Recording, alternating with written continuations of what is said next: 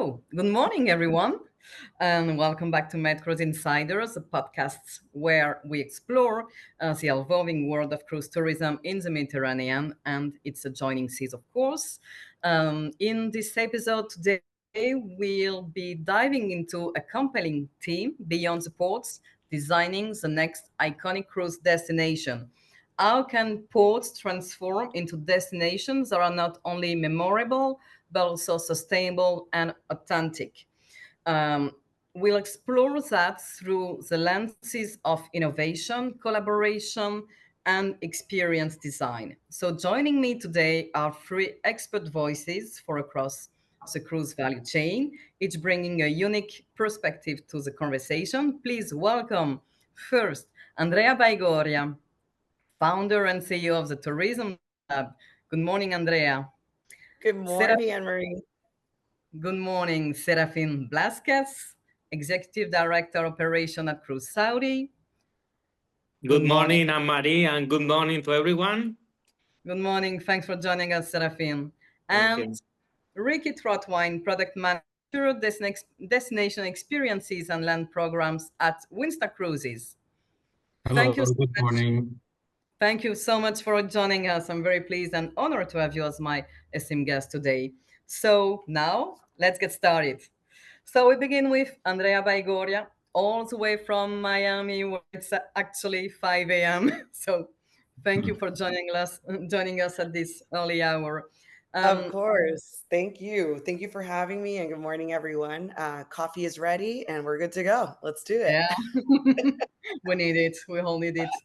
So, Andrea, you are the founder and CEO of the Tourism Lab, a business development, marketing, and public relations firm based, as we said, in Miami, Florida, focused on travel, tourism, and hospitality industries. So, let's start with your stories. What inspired you to launch the Tourism Lab? Loaded question for sure. I absolutely love to start sharing a little bit of what the beginning of my career was, because I was nowhere near working in travel tourism or cruise at all 15 years ago. But my passion for travel and for tourism started very early, not only from childhood times, but I would say from my career selling drill bits, right? I was traveling every Monday to a different country, going to many different places that not even locals actually even had been to, because I was visiting mom and pop shops, and I had the opportunity to travel in a way that was different, travel in a way that was local, travel in a way that really was getting myself immersed deeply in the industry. And I think that's where it all started, right? Really, that passion for travel, for understanding cultures in a more meaningful way, and really understanding how people choose, like, and decide to live in their own countries, in their own environments. And that's when, back in the day 10 years ago, I started, when all this influencer world began, and really just showcasing the things that I was experiencing, from eating French fries in a small plaza in El Salvador, and then going into the more fancier places, or even, going hiking in a volcano and such, and being able to showcase the wonders that I was able to explore. And, you know, life takes you in so many different ways, and going into the spirits industry and wines and spirits also took me around the world to see amazing places. But then going into aviation, which I think not a lot of people know my background in that sense. They've seen me in cruise, but I actually come from working in airlines, and then went into cruise lines. Really gave me the understanding that there is so much left at the table when we don't collaborate as different parties in the industry, right? We have the airline, or we have the cruise line, we have the tourism board, we have the ports, the airports, right? And when you're able to put all of these together and really focus on those objectives jointly and collaboratively, then you're able to really leverage not only the thinking of so many more people that have the same objective, which is drive tourism, but also even the resources economic resources even, Mhm. right? And when I was in the airline business, which once I started in cruise, really it was the same equation to some extent in a different formula, if you will, in a different way. It was really about how do we put all these great minds and all these great objectives and all these this amazing talent to work in a way that is uh, driving us all in the same direction. And ultimately, that's how in my transition from airlines to cruises, I started with the idea of the tourism lab because it was really about connecting the dots. It was really about how can we all speak the same language and align ourselves to promote a destination in a way that really drives those commercial objectives. And here we are. It's been a year and a half, and it's been a very wonderful year and a half that started actually working with Windstar Cruises as my first client. And it's been a fantastic journey. And, you know, the tourism lab itself works with hotels, works with tour operators, with destinations. And really, primarily, this is about promoting the destination and all the players within it in the same in the capacity in which we all want to speak and what with that commercial objective in mind. Okay, connecting the dots is actually your motto as a tourism lab, and this led you to work with multiple destinations in different countries. How do you help them in their own identity? I mean, crafting their own narrative to strategically stand out in the cruise market. I think primarily it's such an important thing to listen, right? To really look at data, really look at the resources that you have as a destination.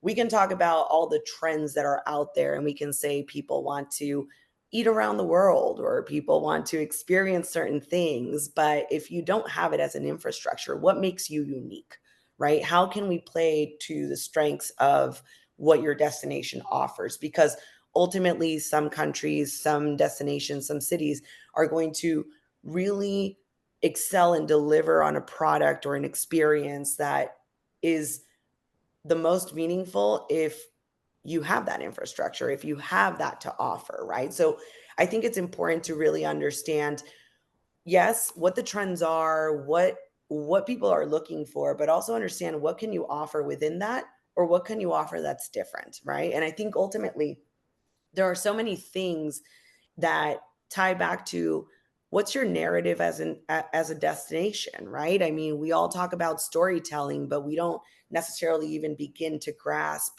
what exactly that means. It can mean so many different channels. It's not just about posting on Instagram. It can mean so many different things from a perspective of leveraging the media and also what media.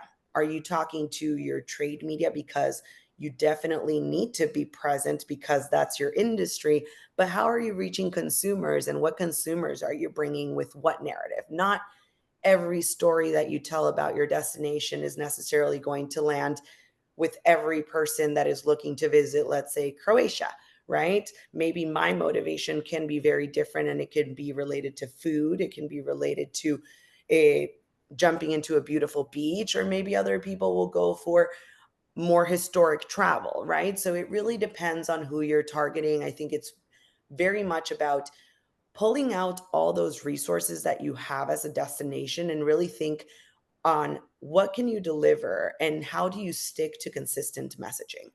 If you're going to be a culinary destination, then never leave it behind. If you're going to be an adventure destination, then always make sure that no matter what you're working on and what you're messaging, still you're always honing in on what the core of your destination is and what you want to be represented as. But to achieve this, you of course need collaboration because building a destination that resonate with cruise visitors now more than ever depends on collaboration. So out at the tourism lab, how do you foster alignment among local stakeholders to amplify the impact of a strategy, of a promotion strategy for a destination?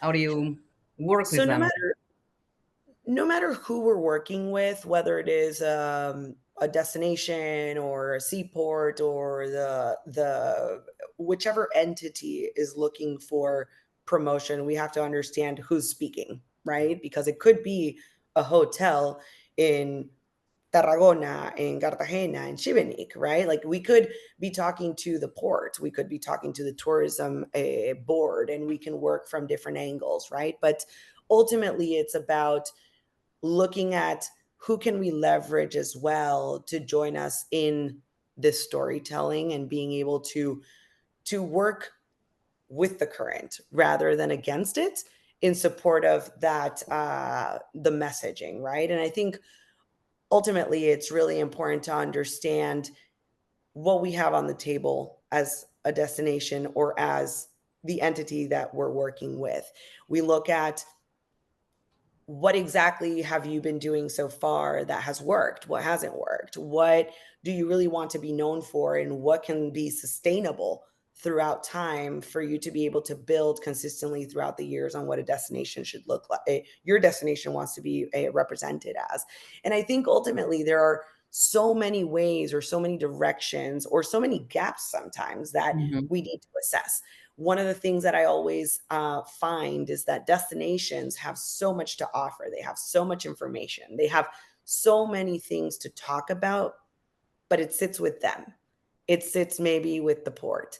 It doesn't go beyond that. And I feel like one of the things that cruise lines need and crave and really, really want support on, which can come from the tour operator, can come from the tourism board, it can come from many different angles, is information on the destination, which is why fam trips are so important. But beyond that, it's also being able to bring that knowledge, even if it's a quick text on the destination. It's more about not your placeholder text. What makes Cartagena special, right? We Mhm. know it's a historic military destination, but it was such a huge surprise when we got there to see the amazing things that were surrounding it, that were in the destination that we could experience, that I personally thought, wow, I did not know this, the amazing things that we can actually do in a destination like Cartagena, or in Cartagena specifically,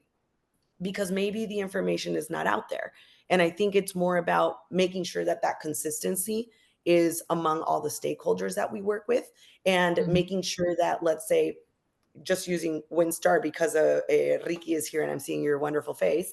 But I think that someone like Ricky could definitely benefit from having that detailed information and being able to transfer that over to our guests, right? So ultimately, it's about how we can collectively think about what are the gaps in the information that's out there, and how can we work with our tour operators, with our destination, with our tourism boards, to really bring to light something more meaningful than the historic destination south of Spain, et cetera, because many maybe can own that narrative. And what innovation would be the key piece to help destination delivering the right information? I mean, from your perspective, how can ports leverage innovation to transform into immersive and memorable cruise destination? I like that question because I feel like we all take innovation like it has to be the most techie thing, right? Or it has to be the latest in AI, or different things. I think there was an example of something that we visited in Tarragona, right? And we were discussing this preparing for this session. It's something that I feel is, it was a video mapping that we visited, and I remember part of our tour, it was something that I considered to be the perfect blend between technology and history. How do you bring history to life through something that gives you a little more of like that storytelling and that emotion, something that drives emotion, right? That connects you to the destination. When we went into this wonderful middle of, this Roman city, into 5 minutes of telling you the story of what has happened here in this beautifully created video mapping with wonderful narrative, wonderful color, beautifully executed. I thought, we focus sometimes on the historic side of our destinations and how much history has happened here. But in terms of how you deliver on that message is so critical, because there's one thing to see it and say, wow, it's beautiful. There's something else, or it's something else to actually see it and say it was impactful. I can remember it.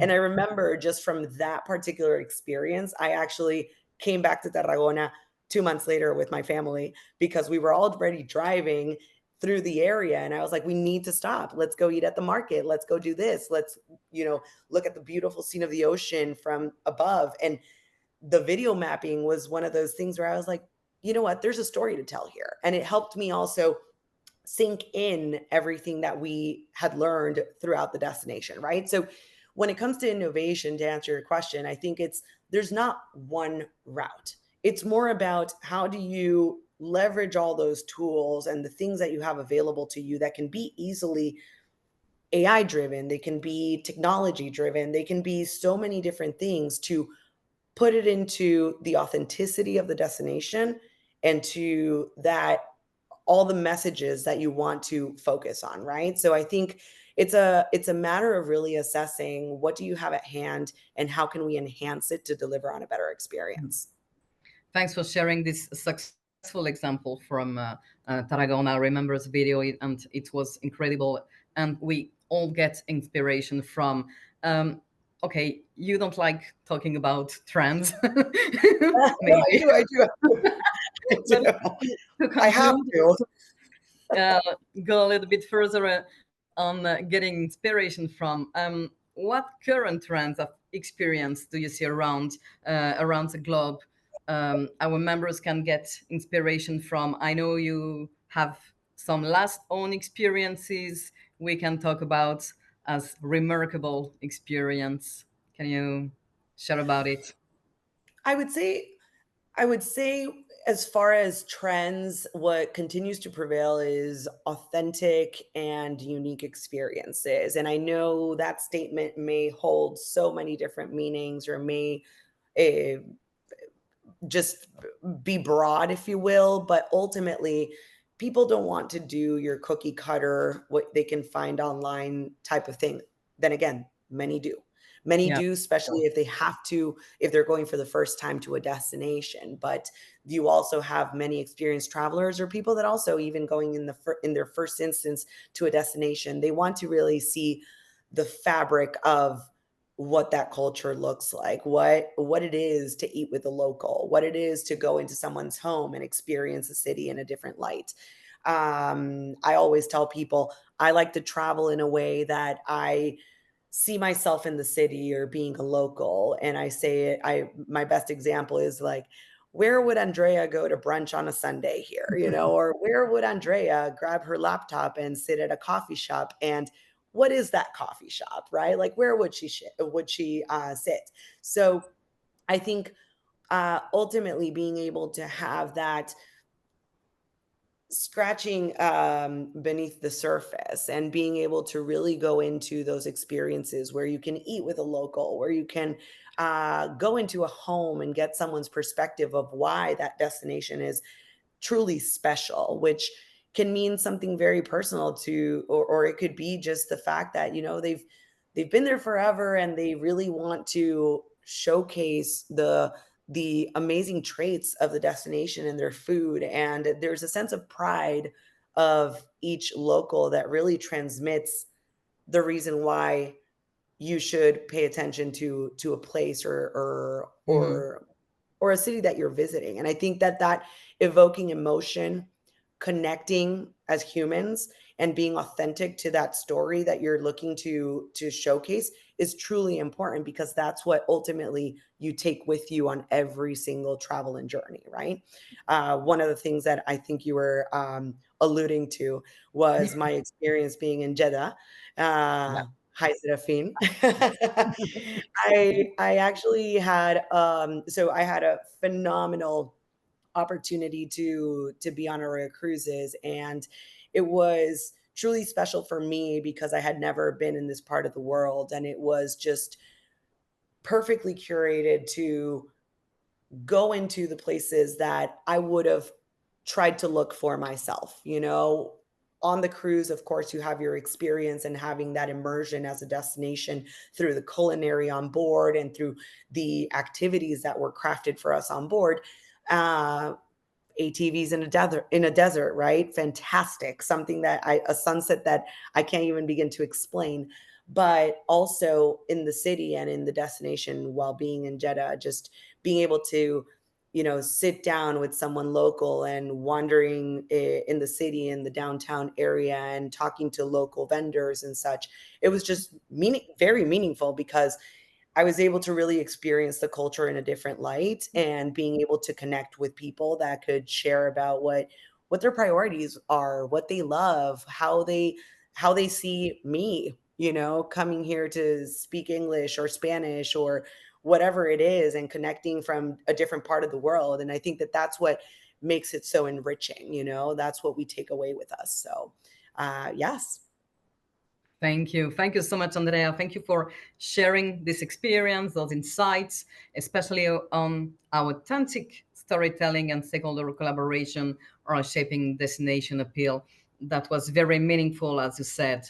And this brings us perfectly to our next guest, someone who's been part of a remarkable destination journey from the ground up. Joining us from the shores of Saudi Arabia, we are just mentioned Jeddah. Good morning, Serafin. Good morning again. Welcome. Good morning, Anne-Marie, and I'm smiling for two reasons. One is because I'm very happy to be here, but also to listen about Andrea experience, because this is what we are working for in Saudi Arabia. Yeah, and I really wanted to ask her from her experience because it was just a few days ago, but the work in Saudi Arabia started in the last few years. Sorry, cruise Saudi has rapidly evolved from vision to reality, creating a cruise infrastructure network around the kingdom with now 5 cruise ports. Serafin, from your experience, what are the biggest lessons you learned in creating a new cruise destination from the scratch? Good question. So before to share our experience and the lessons learned, no, from starting from scratch, if you don't mind, Anne-Marie, I would like to do like a short introduction in Yes, of case course. of Cruise Saudi, in case someone is not familiar with who we are and what we are doing, because you know that we are a bit particular, no, Cruise Saudi and what we are doing in Saudi Arabia. So we are a company that we have been founded in 2021 to develop the cruise sector in Saudi Arabia. And our role is to become a world-class cruise line operator and a port operator as well. So we have two very ambitious targets, which is to open 10 destinations by 2030. You just mentioned we have 5 destinations already operating. And then we have our target to reach 1.3 cruise million passengers by 2037. So our role is we are responsible to oversee the whole operations, but also anything related to the cruise industry, which is starting from the port development, also when the ships they are in port, but also we do the destination management where our crew members and where the passengers they are visiting the Saudi Arabia. We have 5 ports currently operating. We have in the Red Sea, Jeddah, which is our turnaround port and our main port. We also have Jambu. And then we have Sabah Beach and Baridi Island. Sabah Beach is our private island, and it was launched at the end of 2024. And in the Arabic Gulf, we have Dammam, which is also another port. And for each destination, we tailor-made different experience where we are sure that we are offering the passengers manage to engage with the Saudi cultural heritage. Mm-hmm. So going back to your questions, I believe that building a cruise destination requires a very deep coordination with government entities and with private stakeholders and international cruise lines. From our side, what we have done is to develop existing or building a new port infrastructure in order to accommodate the cruise ships coming to Saudi Arabia. But also we work very close with the governmental entities, the tour operators, and the cruise line to identify what are their needs. With the cruise lines in particular, we wanted to know more details about which ships will be visiting us, from where they will be sourcing the passengers, what will be their requirements. You know, there are different needs if we are talking with luxury or contemporary cruise lines as well. So we identify all these requests and all these needs, and also we work with the governmental entities and the local tour operators and the local community to identify their needs. And together, we put together all these requirements and all these needs in order to customize our services and to be sure that we are providing the best experience to all the passengers. And we never forget the crew members, also the crew members visiting the That's very Saudi important. ports. Mm. And I'm very curious because you were talking about requisite, etc. At the beginning of Cruise Saudi development, how did you balance foreign passenger expectation actually with destination authenticity in what was an emerging market? Because we are quite old cruise destination, but yes, you were starting the development of your destination. Yeah. So how did you find the right balance? So, as I say, planning, working together with the cruise lines and also with the governmental entities and the local communities as well. So we managed to get the information that we needed in order to balance the request and also to offer the best experience. But from day one, Marie, we really wanted to offer an authentic experience. And Saudi is the perfect destination for it because Saudi give us the opportunity to explore places where they just open up to international tourists. So working in partnership with the local communities and with the cruise line, we managed to develop different products that offer this unique and authentic experience that in particular international guests they are looking for when they are visiting our destinations. Like, for example, the old coral houses that we have in Al Balad in Jeddah, for example, for the Muslim passengers that they can visit Mecca, or Medina, which is also for international passengers. Or, for example, we have UNESCO World Heritage Sites like the Elephant Rock in Lula, or the Al Hassa Oasis that we have in Dammam with more than 2 million palm trees. So we are taking our sites and then also putting together all these expectations in order to build our product and to be sure that we are providing the right balance for everyone. And I can testify it's a very special feeling to be among the first visitors in the country. And you mentioned previously Sabah Beach. Cruise Saudi has announced recently the soft launch of Sabah Beach on Jabal Al Sabaya. It's situated a short sail from Jeddah. How this new destination enhance the overall cruise offering in Saudi Arabia? And from your perspective, what role do you see private islands playing in attracting international cruise line in Saudi Arabia? Is it fundamental to have this tool? I mean, this kind of destination. Yeah, so Sabah Beach, which is our first island development, it gives us the possibility to continue diversifying our offer that we currently have in Saudi Arabia. So in case of Sabah Beach, we are talking about a great destination with sand beaches, with coral reef, where the passengers, they can enjoy, they can choose between enjoy the nature and having a relaxing day at the beach, or also they can have choose to do different aquatic activities or different sport activities, or for example, visiting a lagoon, which is one tour that we do with ATVs that Andrea did it, and visiting a lagoon that we have in the middle of the island as well. So the way we see the private islands, we see that private islands will continue playing an important role for international cruise lines, because what the private islands they are offering to the cruise line, they give them the possibility to offer an exclusive experience on a controlled environment, no, where the passengers can receive a customized experience, no, and where the cruise line they can continue promoting their brand, because the private islands they also offer them the possibility to implement some of the experiences that they are already offering on board the cruise ships. And at the same time, they are also offering to the cruise lines the possibility to generate an alternative revenue, which is always more than welcome for the cruise lines too. Of course. Mm. And let's talk about the construction of Saba Beach. It was sustainably focused, constructed with local materials and cultural design elements. How is, in a more global picture, Cruise Saudi balancing tourism development with environmental preservation and cultural authenticity? You're at the So beginning of the destination, so it's a blank page you are writing. yeah, so at Cruise Saudi we have some principles, no, and sustainability is one of them.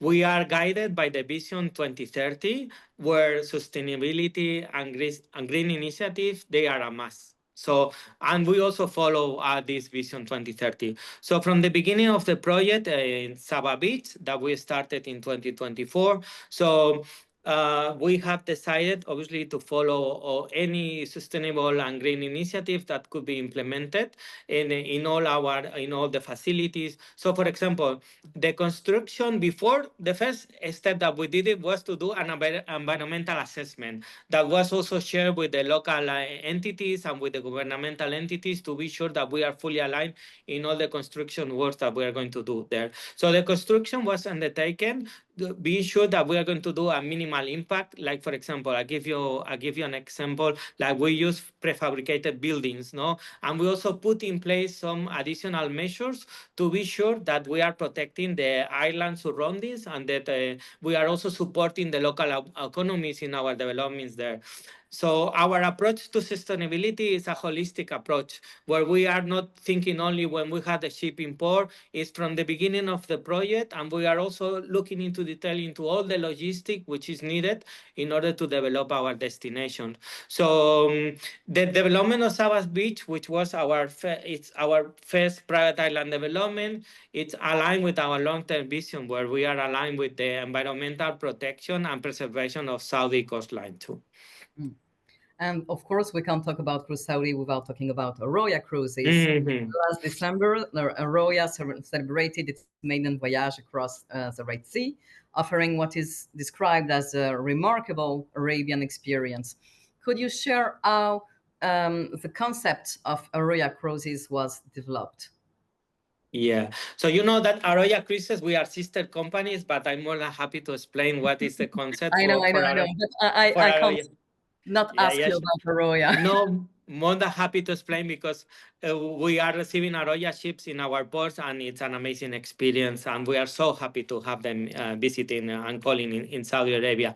So, look, Arroya Cruises was designed to provide an Arabian experience and also to promote the Arabian culture and hospitality.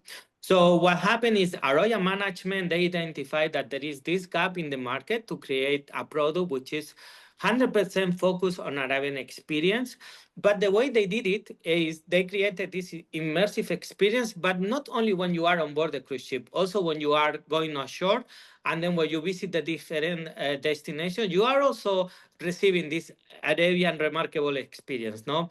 So what they have done is like from the ship design also to the entertainment on board to the combination between the local cuisine with the international cuisine. So it's very present during the experience that the passengers they are receiving. And as I mentioned before, not only when you are on board, also when you are going ashore, this is also replicated by the Arroya teams or when on the different destinations. So it's like Andrea said, you're connecting the dots. 100%. And last question, because we are connecting the dots again. How do you see both ports network, Cruise Saudi Ports Network, and Arroya Cruises shaping the future of tourism and cruise culture in Saudi Arabia? Because you are shaping a whole cruise culture. True. So I already mentioned before, but I believe that both will continue playing a very important role. I mentioned before that we are part of the Saudi 2030 vision, which has the target to welcome 150 million visitors by 2030, which is a huge number.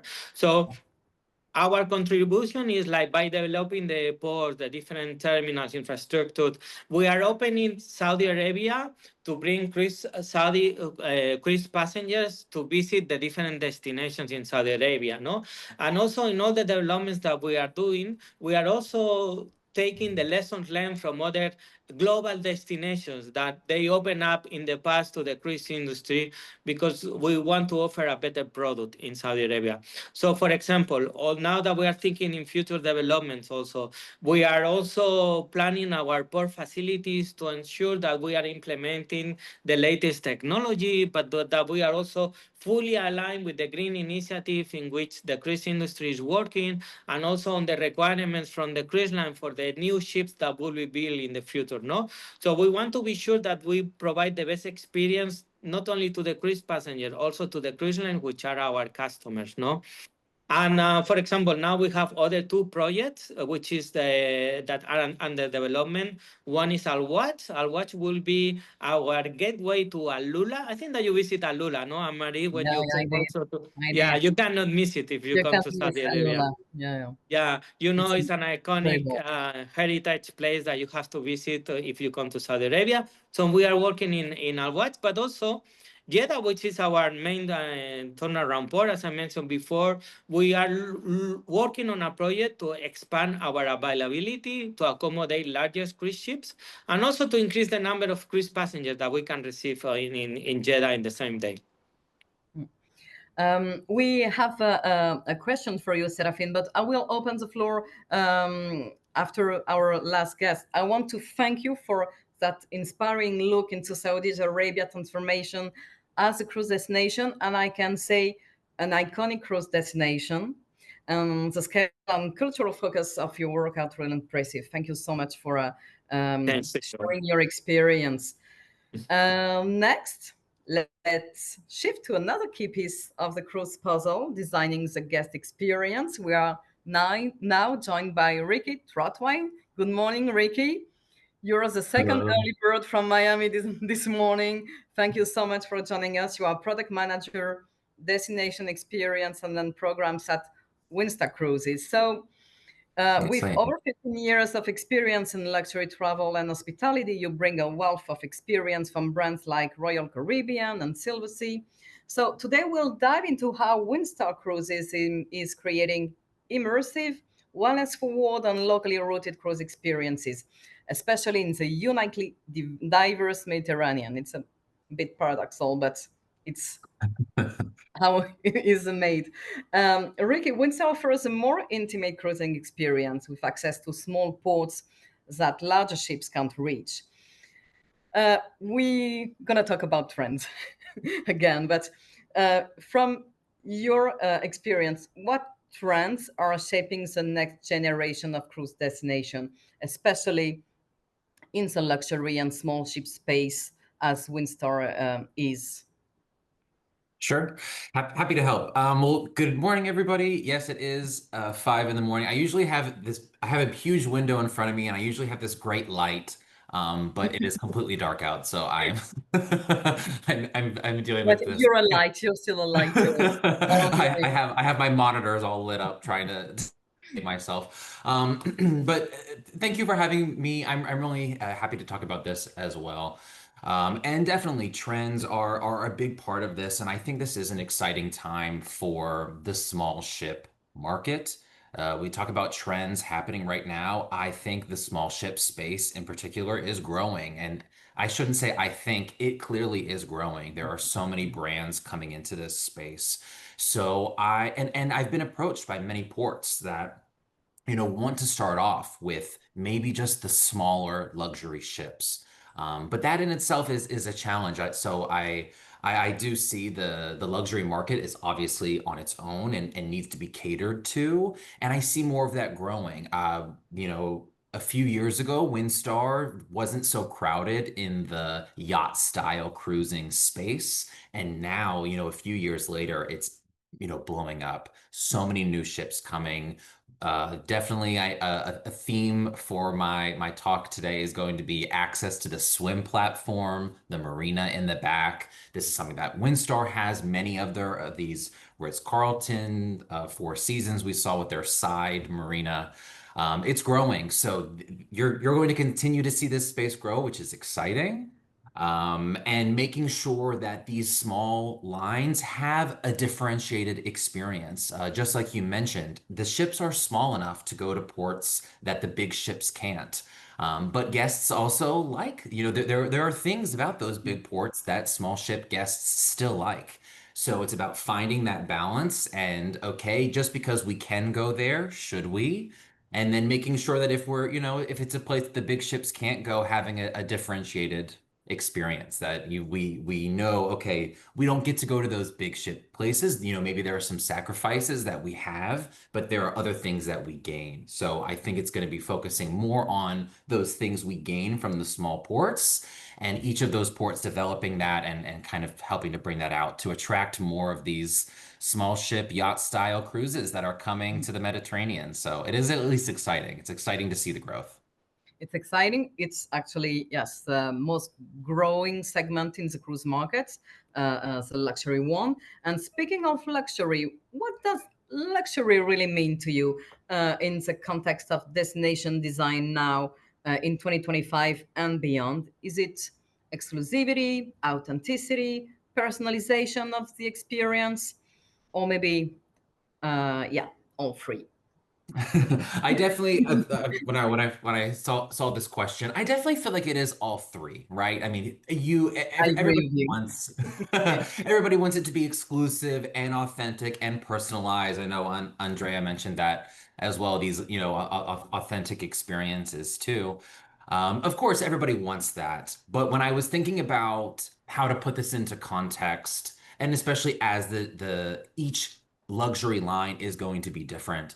I think something that absolutely unites all the luxury lines is wanting your experience. Okay, yes, personalized, all of that, but it needs to be comfortable. And I know that every cruise line is maybe going to have a different ideal for what comfort is, Mhm. but and I think it actually is maybe leaning more into the exclusivity, but especially as travel becomes more and more crowded, I don't want to say over tourism, but strong tourism, is another theme of my answers today. Um, as those crowd levels continue to grow, especially during the summer, I think even just experiencing something without all of those crowds is a huge luxury. So yes, maybe for Windstar, we're not eating at all of the Michelin star dinners. Some of our guests want that, but that's not the Mhm. Windstar brand. The Windstar brand is a little bit more relaxed. So even with a more relaxed luxury, we still don't want the crowds. And so that's why I say yes. The different, every luxury line is going to be different, and some people are going to need that white glove service. But all of the luxury lines are going to want their guests to be comfortable. So if there is a way that, okay, yes, I'm trying to think of a good example. Sagrada Familia is not a great one, but it's one of the first things that comes to mind. Or even maybe Cordoba. Maybe that's a better example from Malaga. Mhm. You want to get there, getting there early in the morning to avoid those crowds. Yes, you can still go to this attraction that everybody gets to see, but is there a more comfortable way we can bring it to our audience? Can we go early? Can we go late? Is there an exclusive cocktail we can get? Is there a special, and you know what I mean? Those little upgrades, that I think is what sets luxury apart. And then of course the classics, when I say comfortable, you don't want every seat full on a bus. You still want to give your guests access and all the things like a great guide, all the comforts, yes. But I still think it's those little things that set it apart. And I believe as a trend that's growing is trying to just give people access. I think just giving people access to some of these sites is a luxury in itself. I know Theodora kind And of mentioned this during one of her talks, just that many of these attractions are seeing more and more visitors every year. So I think even just giving access to some of these places will become more and more challenging. And yeah, and then if you can give access without so many other people there, and also as a hint to every destination, the cruise lines want this too. So as you're developing and working with these venues, if you can find ways of, saying, please give some exclusivity to cruise lines, or, trying to find that partnership and then bringing the awareness of this exclusivity to cruise lines, huge, huge, huge. When I know that they will work with me, that they'll open early for me, that they will stay open late for me so that my groups can have this type of exclusivity. That type of partnership as well, huge for the luxury lines. So anyway, So hope some helpful advice. So curated experiences, even for the musty destination and sites. Exactly. Yeah, and that's on you. We have quite 160 ports in MedCruise, so the Mediterranean has no shortage of iconic ports. But what makes you excited about the next wave of destination in our region? Is there something cooking in the region you are excited for? I don't think it's anything in particular. I mean, me personally, what I think is exciting is sort of seeing I think we're at this point where the scales are starting to tip a little bit as far as getting guests excited about a destination that maybe they've never heard of. The scales are tipping, I think, away from the name of the place and more the experience. I liken this more to I my during the winter I work a lot with Costa Rica, so I'm preparing my Costa Rica season, so it's a little bit in my brain at the moment. But in Costa Rica, it's less about the names of the ports that you visit, and it's more about the destinations that are available to you, right? In Costa Rica, you're thinking sloths, coffee. In Spain, you're thinking flamenco. Maybe you want an excellent paella, those kinds of things. It's less about where exactly you're going and more Okay, about what that what you are experience doing. can offer to you and why you're excited to go do that. And then again, you're thinking, okay, yes, I want to learn how to make paella. Well, okay, well, do I want to be in, a giant group of people watching someone and I'm watching them through a mirror, cook a paella? Or do I want to be in someone's kitchen, crowded around, and putting in the ingredients, maybe chopping up some peppers? You know what I mean? It's a whole different level of immersion, and that is what the benefit of going off the beaten path. And so I see this trend growing is, okay, yes, I'm not going to the major port. I'm going to a smaller port, but we're able to offer those iconic country experiences, the pasta making in it. You can touch on those iconic things that people would travel all the way over. Maybe they've never heard of your port, but these from my guests, Americans, these Americans are traveling all of that way. They have these dreams of experiences in your country that they have always, maybe they've seen in movies or TV. So yes, maybe you don't have the Colosseum in your city, but you can have that pasta class. You can have Okay. that paella making experience, or I don't know, those little things that people are very excited about still. So I really see again the scales tipping and going away from the names, because we see this too. We see it in the trends. We do see our guests saying, no, we don't want to go to Santorini. We want to go somewhere that doesn't have as many crowds. The problem is that most of our guests still are booking Santorini. So it's kind of like they, they, Balance. they they say that they want it, No. but the sales behavior doesn't exactly match that yet. But that's why I say I feel it tipping. And especially as this space gets more crowded, I think the cruise lines are going to have to lean into this and help educate the guests on, okay, yes, you've never heard of this port, but get excited because your Italian dreams are going to come true, or whatever it may be. I think more of that's coming. So we have to root the experience in the culture, in the yeah, country culture. Yeah. Um, Exactly. you've just told you were working on your winter cruise season in Costa Rica. Of course, we won't talk about Costa Rica, but we will talk about winter. MedCruise represent ports in 22 countries. So, of course, winter doesn't mean the same whether you live in Jeddah or in Corsica. Um, but this is also the reason why we often hear now of year-round calls and not only winter cruise. So does Windstar plan to extend uh, their cruise season in the Med? Maybe yes, off the season shoulders. Yeah, yeah, absolutely. Thank you for bringing this up because I also have to say, participating in the General Assembly in Cartagena, was a huge honor, and B, it was very exciting for myself as a Windstar representative to proudly represent year-round cruising in the Mediterranean. And I do feel a little pat on the back, not like it was only my idea, but a little pat on the back for Windstar kind of trying to help pioneer this vision and what year-round cruising in the Mediterranean can look like for an American-based, small ship line. So the good news is that yes, Windstar will be continuing this. To give a little background, it is a bit of a happy accident. But there is, not only is this something new, and again, our ships are growing. Every cruise line has growing ships, and more cruise lines are coming. So you do need to come up with new ideas. So we do have that. But what's great for us too is that there was a financial incentive for Windstar to not bring our ships from the Mediterranean over to the Caribbean. This is kind of how it started.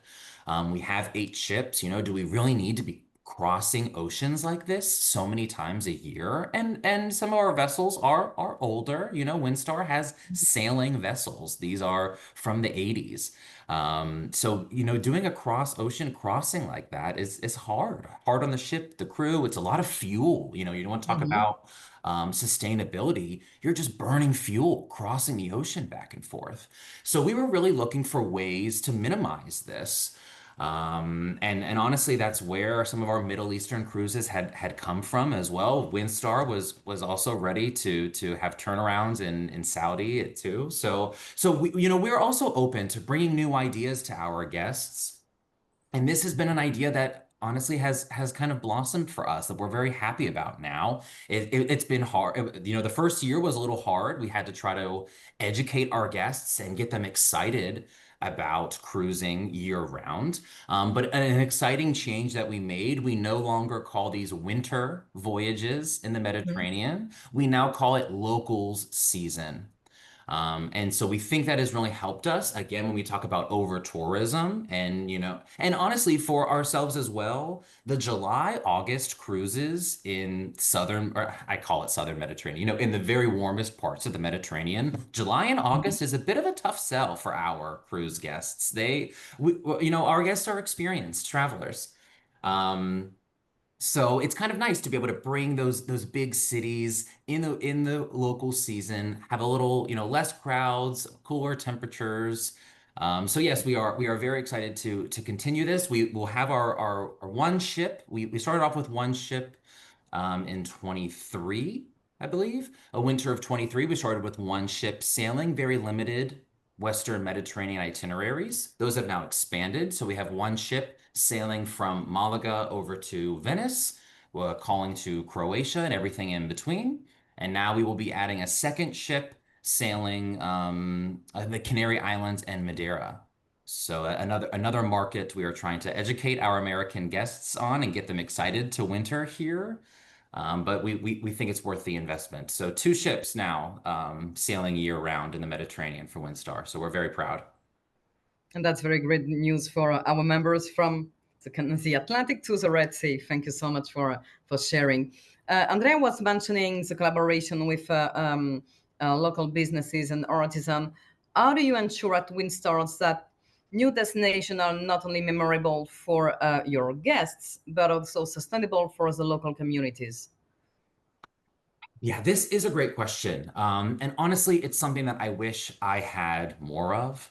It is a product manager's dream to have these amazing connections with local vendors. It's just hard. It truly is hard. But I would say this is an area that I think the people on this call can really help with because obviously, we get most of our contracted things are it all comes through our operator is where I'm going with this. The operator needs to know about this too. And so it's really a connection of having the operator know what's available so that they can give it to the cruise line or anyway, we need that deep local connection to get those kinds of integrations with artists. Because I would love it. And sometimes it's just even hard to find a product that can be personalized or made within the cycle of a tour. Tours are very short. It's hard sometimes to find something that can be customized to guests or personalized to guests in that short amount of time. Um, and so like even in Portugal, there are some tours where you can do maybe like a wine blending experience where you can kind of Mhm. blend your own mixture, bring a bottle home. Those are so exciting, but very rare. Very rare, very hard to find. I truly wish I did have more of them. And this would be huge. It's something that our marketing team loves. I always talk about that wine blending experience. It's why it's top of mind to me. And so I would say these are very challenging to create, but once you have them, the cruise lines promote it, the marketing teams promote it, the destination managers on board. Everyone gets really excited about those home run experiences because they are rare. So it is hard to find, but if you can achieve it, everyone will go crazy for it. So I do think it is worth the research and the investment in your local port to find these artisans that are willing to work with cruise lines. Something else that we have integrated that's a Windstar 180 degrees from ordinary. Everybody puts the chocolate on the pillow for the turn down. Mhm. Windstar likes to buy local treats, local gifts. So whether it's a local candy, a local artist craft bracelets, necklaces. We do little gifts for our guests. So in Madeira, we source the little honey cakes and we give everyone a little mini bottle of the Blandies wine. So we try to integrate it with our turn down gifts as well. But similar thing, we're in Miami on our laptops trying to source local gifts, and we really would love the help of our ports and our operators to make sure those are authentic, real. And of course, the more we can support local, sustainable businesses, the better for us as well. That gives us even more to advertise, right? So it's a win-win. We just need the It's a help win-win. finding Yeah, it's a them. win-win strategy. Yeah, yeah. Yeah. And Windstar has launched recently a new concept called Mind, Body, and Spirit Collection, rolling out wellness-focused sellings in 2025, integrating daily meditation, yoga, breathwork, and healthy cuisine into Portuguese. We were talking about trance. I think it's a huge one. How do you blend these wellness elements with authentic port experience? How does it help to deepen the immersive feel of each destination? Sure. So Windstar's working on a series of themed cruises. So you will continue to see themed cruises from us. Everyone he does, the culinary-based cruises. We are a James Beard Foundation cruise line, the exclusive cruise line of James Beard. So we do have some culinary-based cruises, wine cruises, mystery cruises as well. That has been a new Mm. thing for Windstar where the guests don't know where they're going. These tend to be on board experiences. So the wellness cruises is really coming from our entertainment team, to be honest with you. It's coming from our entertainment team and our onboard team as well. And we are hiring our own yoga instructor. So when I went to source tours for this, a lot of people kept giving me back yoga. And I thought, no. So I think when I talked to this group, I think what I would share is that yes, wellness is growing as a trend, but no, it's not always yoga. There is more that you can do for wellness. And I would say when I think about the Mediterranean, that maybe it's not always because it's a lot of more developed cities, and maybe that's not always everyone's vision of what wellness should look like. But I think in maybe those instances where you are in more of an urban environment, I think you can lean into craft local products. And so I would urge everyone to not forget that wellness is also about what you put in your body, what you're eating, and the products that you're putting on your skin. I know olive oil is huge in the Mediterranean, and there's so many great, luxurious olive oil products that you can put for your skin, skincare, or even a spa treatment, a skin. I was trying to get creative and think like, Mediterranean wellness. So I would just encourage you to look at those super organic providers that you have, maybe extremely organic honey or other antioxidant, products that people are really Mhm. looking for these days that are rare for them to find. And again, kind of touching on that artisan thing, you get excited to see something super locally crafted that's who doesn't dream about bringing this back? Oh, I saw them make it. There's no chemicals, there's no pet, it's ultra organic, Think about just coming back and having that great little souvenir of something along those lines. So I would encourage the Mediterranean, even though, it's not, you don't have to be Hawaii in some of these places to lean into that wellness Mhm. market that's growing. I think you can also kind of touch on these high quality products that are in each destination and twist it in a bit of a wellness way. So I think it's out there. It's just about getting creative with what's available. And we have a lot of amazing, authentic, locally sourced cosmetic products in the Mediterranean. As a cosmetic addict, I can tell you. Exactly, I would have exactly. a more personal question for you now, Ricky. If you were Sure. designing the destination of the future, how would you envision it? Okay, I really like this question, and I kind of forced you to ask me this because I took one of your other questions in this direction. I don't know. I thought maybe it would be interesting for you all to hear kind of what me as a product manager and kind of shopping around for new ports. I thought it might be interesting to share what would really win me over if I could dream up a port. So a couple things to touch on. For me, obviously, a central location, that is luxury when we talk about access, and comfort. I do hate to say it, but for a luxury guest, stepping off of your ship in the heart of a city, that's a luxury compared to getting on a shuttle and driving in, I have to say. So a really nice dedicated cruise port that is for pedestrians that we're not sharing with a commercial space. I know that's not possible for everyone, but if we're dreaming up ideal for a small luxury ship. It's not going to be a commercial pier. It's going to be a dedicated cruise pier. And ideally, it will be centrally located in the city. No shuttle necessary. However, if a shuttle is required, I would love the port to provide it. Very For Windstar, it is an expense for us. Honestly, it is something we do have to consider. We do add on the cost of those shuttles. We never charge our guests for the shuttles. So yes, that does come into play. So we do appreciate when ports are able to include those local shuttles. Again, especially if it's required. Um, what else? I would say a shore excursion profile that is differentiated from your neighbors. And I think this is again where you have to lean into what you have and maybe some of those dream experiences. But so like something in Cartagena, for example, we did the underwater wine experience. And I thought that was something unique to Cartagena that the other ports can't necessarily bring. So we can tweak that experience to make it a good fit for Windstar guests, or at least that will be my goal.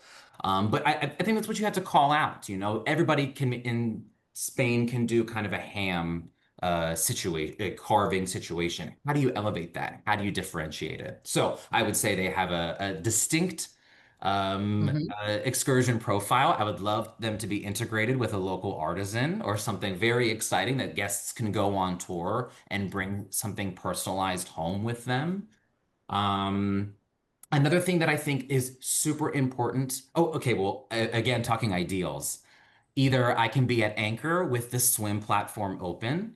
Spain, I would Okay. love to have more of. So honestly, as I was thinking about this, a port that recently won me over very quickly was Puerto Banús in Spain. It's by Malaga. And even though it was a hard comparison from Malaga, it offered a lot of these points here with having the swim platform open. And in Spain, I know that's challenging. And so again, if you are able to get the swim platform or you think you might, I would encourage everyone to work on that and know 100% whether you can have the swim platform open or not. And if you cannot, I would push that. I would challenge it just every so often, politely try it again, see what happens. Um, and I would say two more points for an ideal new port for Windstar. Something huge for us, operator experience as well, operator knowledge. Yes, it is important for you to bring cruise lines out on fam trips, but it is also very important that the operators know your destination as well, because my operator is my first line of defense.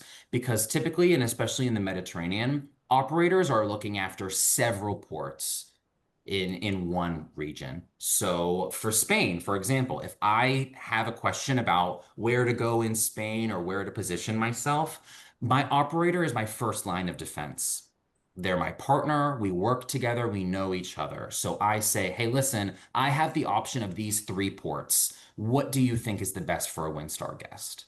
I have done this several times to my operators. So I think it's very important also to focus on having the operators also know your destination, know what's new, know what's the latest and the greatest. So again, a central location, having the swim platform open, no shuttles, or if I do have a shuttle, you give it to me. Mhm. A distinct shore excursion profile. Even better if you have something recognizable within an hour drive. If there's a recognizable city or name that people can get excited about within an hour, that's ideal. The operators, I really want the operator to know your port so that they can help Mhm. pitch new and exciting tours for me. And the last thing I would say is having a free guest experience, like a sail away experience or some kind of performance. I know a lot of people do this. So maybe if there's a certain time of year, even, it doesn't have to be something that you offer year round. But to me, this Mhm. is exciting and it does add value and bring something different to the guest experience and to the cruise. I'm trying to think of a good Mediterranean experience, but I know like in El Ferrol in the north of Spain, they shoot the cannons as the ship leaves. In other parts of France as well, they'll have different performers on the pier or they'll hand out local treats. Any of those little things. I mean, to me, as someone that focuses on the guest experience, the port is now providing me something of value. And now we are enhancing the guest experience. I don't have to plan or pay for anything extra. That is value added. So I think particularly if you're trying to encourage guests or cruise ships to visit at different times of the year, or you're just trying to encourage cruises to come at all, I think offering these free sail away experiences or performances, anything you can do that adds value to the cruise line and to the guest experience, I think is huge. So I would say those are all of my ideals that would win me over to your port. Thanks for the tip. Thanks for sharing. Last very quick question because we are running out of time. Windsor Cruises recently announced two new all-suite Star Class ships. Coming in December 2025, Star Seeker will be the first ever Star Class new built, and followed by Star Explorer in December 2026. So my question is simple: shall we have the privilege to have them, both of them, one of them, in the Mediterranean in our ports? Yes, my last answer was a little long, but I felt like that was a very constructive answer for all you. No, So no, no. I will keep You did well. all of this one short. for you. The good news is that yes, we do have two new vessels coming. The first vessel will be over in Alaska and Asia. But the second vessel, yes, the Explorer, it will be in the Mediterranean. It will spend almost its entire first year in the Mediterranean. The peak summer months, June, July, August, it will go to Northern Europe. But yes, it launches in January. It'll spend 4 or 5 months in the Med, goes up to Northern Europe for a bit, and then comes back to the Med for the rest of it. It only goes through November now, so it might even stay for an additional winter season. A local season. A local season, you're correct. So yes, we only have the first 10, 11 months planned of it right now, but it is the majority Mediterranean. So very exciting to have a new Windstar vessel coming to your waters. No, that's very good news again. Thank you so much, Ricky, for sharing all of this. Before we conclude, I would open the floor to the audience, and we have already one question for you, Serafin.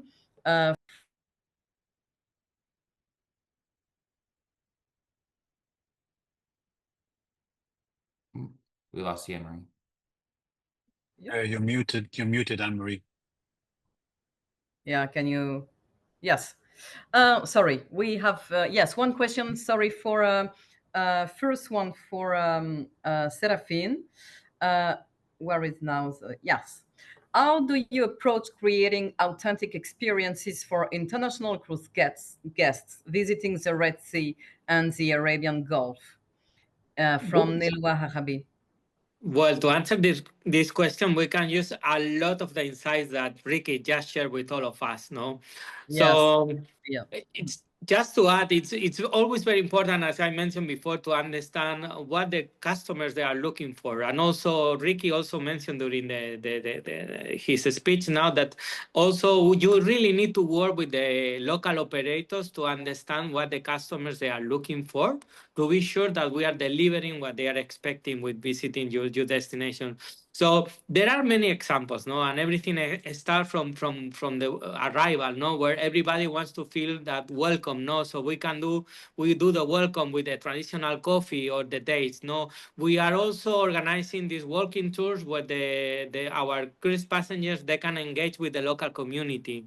We are also offering these snorkeling tours where it's not only about the snorkel, also our cruise guests, they learn about the local flora and fauna, which is explained by a local person too.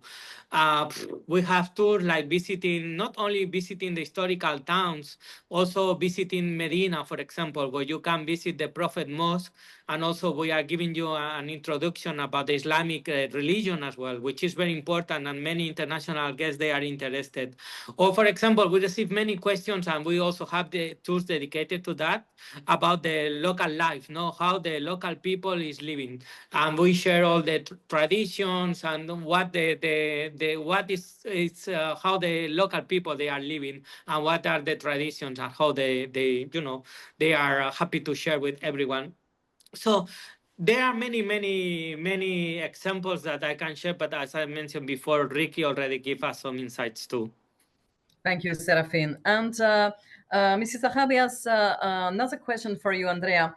What role does community involvement plays in shaping destination design, and how do you ensure local voices are part of the process? I love this question. Thank you so much, because as I was finishing my speech, I thought, we didn't speak about this. And Anne-Marie and Nikki and the team from MedCruise and I, when we were discussing about this session and preparing it, this was a very important point, and one that I'm very passionate about. I think it was Anne-Marie and Ricky that were talking about how it's not just about what you take with you, but it's also what you leave behind. And I think that ultimately what we were discussing in preparation for this conversation was the fact that it's really, really important that when you build your narrative, when you build your storytelling, it's not just externally to your guest or to your consumer or to your traveler or to your cruiser that is coming on board and coming to visit the destination. It's really also the narrative that you're building for your own community, right?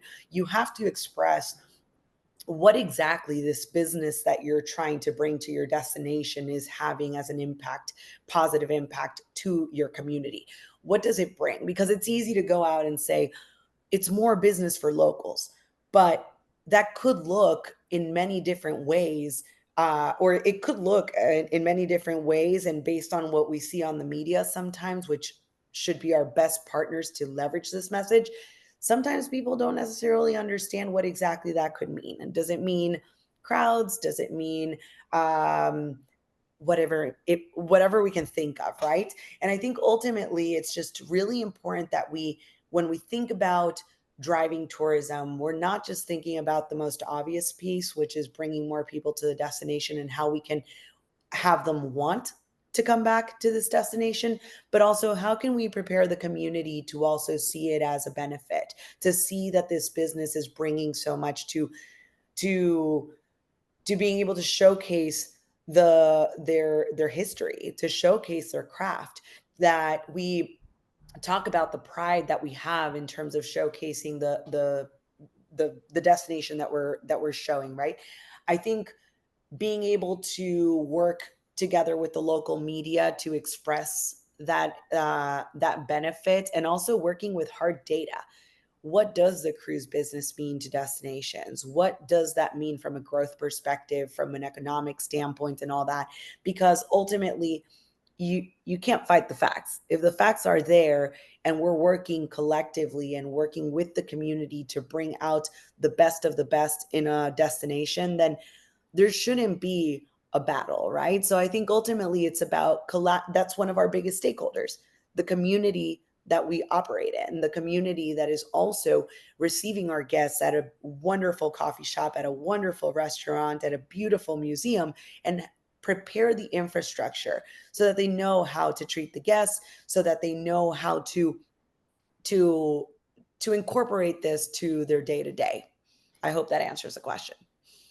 Thank you so much, Andrea. Thank you to my esteemed guests. Thank you, Andrea, Serafin, and Enrique, for the rich conversation you offered us. It's clear that building the next iconic cruise destination requires not just infrastructure, but a vision, collaboration, and a deep respect for people, for their culture, and their place. I hope you all enjoyed this episode of MedCruise Insider. If you did, feel free to share it with your network. It will be available today on all MedCruise social media platforms. Until next time, I wish you a wonderful summer and see you in September 1st in Hamburg and very soon in Šibenik for MedCruise 67th General Assembly.